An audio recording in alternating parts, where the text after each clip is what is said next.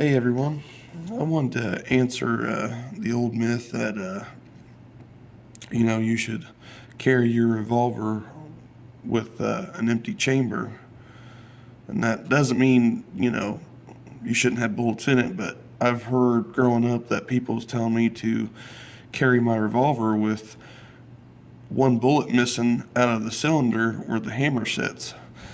And I'm going to tell you right now, that's not the way you should do it. You should always carry the maximum amount of rounds in your revolver as possible, because they're already limited to so many rounds that the cylinder can hold anyway. So as you can see right here in front of you is my Charter Arms, and it only holds 5. And I'm not going to go and carry 4. To me that's pointless if I can carry an extra round.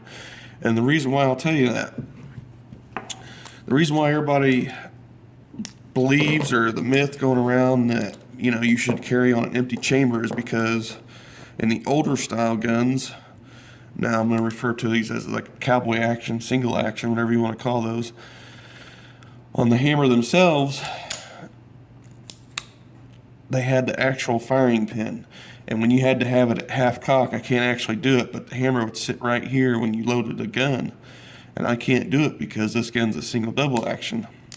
So like I said, you'd have the hammer at half cock, and then you'd load your rounds in the cylinder, and then you'd close the hammer.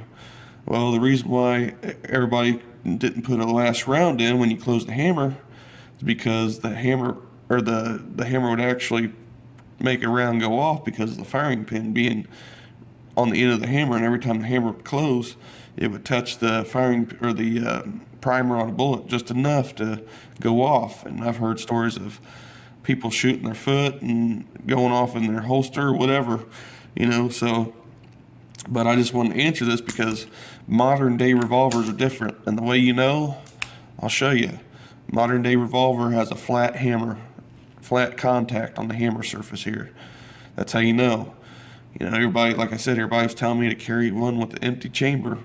No, I'm going to carry it fully loaded, because this gun doesn't actually engage until you actually pull the trigger all the way back and engage the sear and drop the hammer. When the hammer's dropped and the trigger's still engaged, the firing pin will protrude out the frame and actually hit the primer of the cartridge.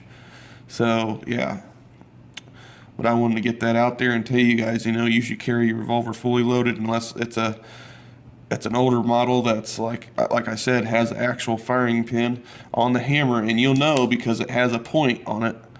It looks like a little spear or a spike on the end of the hammer. That's what actually strikes the primer of the bullet, makes it go off.